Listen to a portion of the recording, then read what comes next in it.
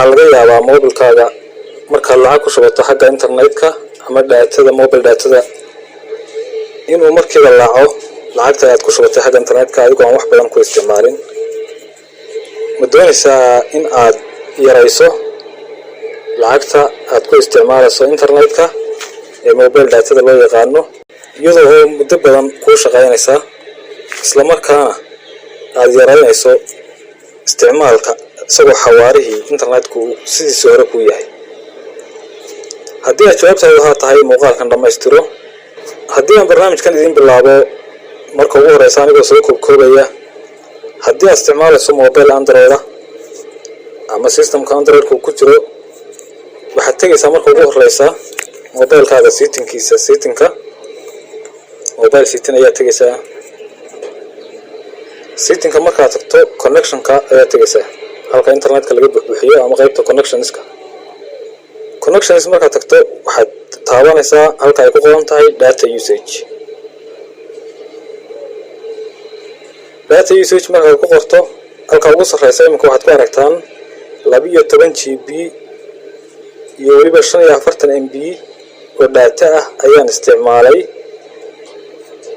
muddada aan isticmaalay halka hoose kaga qoran waa 1 February ilaa 28 February inta u dhaxaysa soo qoraya macnaheedu muddo bil ah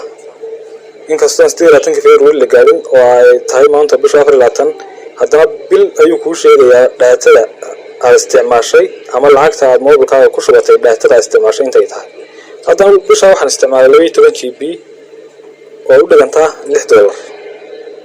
halkii GB waa 0.5. marka haddii aad doonayso inaad yarayso adeegyadan ayaad xirxiraysaa ama aad qaarna furaysaa. marka ugu horeysa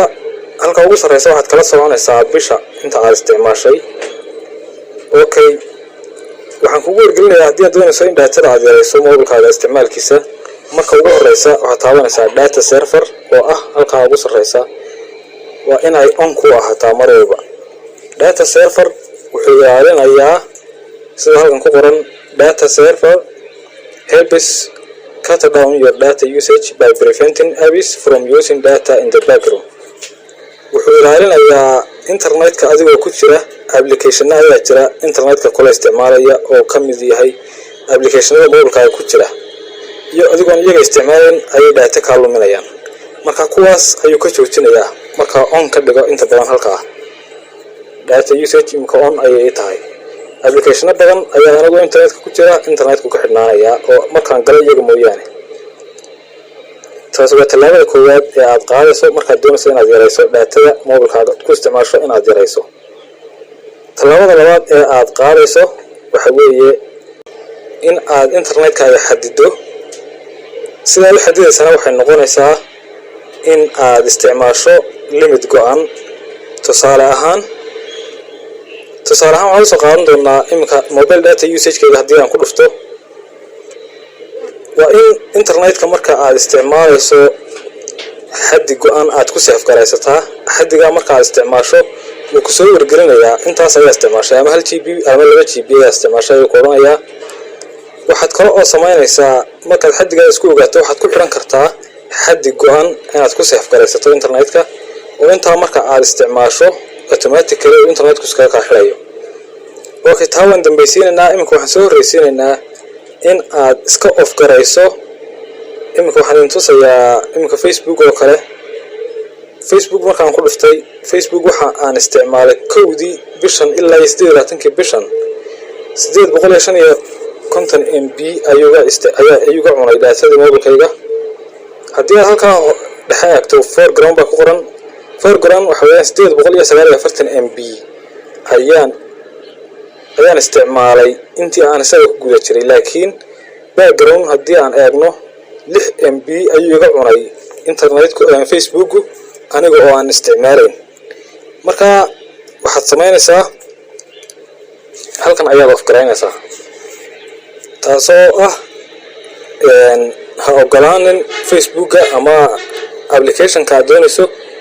gaar ayaad uga xidhaysaa adigoo odhanaya ha ogolaanin aniga oo aan isticmaalayn inuu data iga cuno. akoon walba saas YouTube oo kale imika anigoon isticmaalayn intaas ayuu iga cunay waan off garaynaya mid kasta. anigoo TikTok to kale 6 MB iyaga intii waan off gareynayaa mid kasta saas ayaa off gareynaysaa application kasta okay taasna waa taas adiga ku dhameystay doona waxaan kaloo ku tusayaa in data go'an ku save gareysta mobilkaaga hadda aniga 2 GB ayaa ugu save gareysan halkaas ayaan ka tusayaa 2 GB marka aan isticmaalo warning ayuu soo dirayaa wuxuu qonayaa 2 GB ayaa isticmaalasho internetka haddii aad doonana waxaad ku xiran kartaa halkaa yar imkood ka muuqato 2 GB of warning marka hadda waa maalintii inaad isticmaasho hadda 1 GB.7 ayaan isticmaalay maanta marka datadaas alamkaasna waad ku save gareysanaysaa adigu inta doonaysa ka dhiganaya taas haddii aad taabato waa billing cycle-kii ama data warning waxaad samaynaysaa halkaas ayaad kaga save garanaysaa marka aad doonayso inaad limit go'an ku save garaysato MB aad ku save garaysan kartaa haddii aad uga baqanayso qof kale inuu ka isticmaalo mobilkaaga datada lacag kugu jirto waxaad ugu save garayn kartaa MB iyo halka yar baad furaysaa MB baad ka dhigaysaa waxaad مثلا 20 MB oo kale ayaad ugu save garaysay 20 MB markaan ugu save gareeyay qofka 20 MB markuu isticmaalo uu iska xidhay automatically lacagtii mobilka ay kugu jiraysaa laakiin anigu waxaan ka dhigtay 2 GB waxaad samaynaysaa set warningkaas waxaad ka ogaanaysaa markaad furato waa warningkii uu kusoo dirayay ama digniintii uu kusoo dirayay uu oranayay mobilkaaga datada intaas ayaad isticmaashay haddii aad u baahan tahay in limit go'an ama qof shaqeeya haddii aad tahay oo aad subaxii kacayo oo kale oo habeenkii aad ka yaabsanayd internetka aad ugu saamilayso limit go'an ayaad ku save garaysan kartaa isagoo automatically iskaga ka xidhaya dhammaan internetka oo dhan isagoo lacag kugu jirto ama kuu furan yahayba halkaas ayaad sax ka qaadaysaa marka waxaad samaynaysaa halkaa hoose data limit ayaad ku dhufanaysaa waxaan ka dhigayaa 1 MB oo kale 1 GB oo kale 1 GB marka aan isticmaalo automatically وكان ريسيوم بتيرانسا automatically ويسكا xilaya internetku markaan 1 GB isticmaalo marka 1 GB waxa laga yaabaa in xilligaad seexanayso kale ku soo beegmo haddii aad intood ka yaran kartaa MB aad ka yaran kartaa 10 MB ka yaran kartaa waxa la waxaad u baahan tahay halka aad masaxaysaa 10 MB hadda kale uu ka dhigmaya 10 MB marka isticmaasho ayuu iska xilaya automatically okay waxaan maranayaa in internetka datada haddii uu ku wareeriyay ama lacag badan ka cuni jiray aad xoogaa data badan safaraysan doonto taasi oo kaaga lumi jirtay adigoon isticmaalin application ka isticmaali jiray internetka adigoon ku jirin isla markaana iminka aad yareyn karto xawaaraha internetka datada mobile data loo yaqaano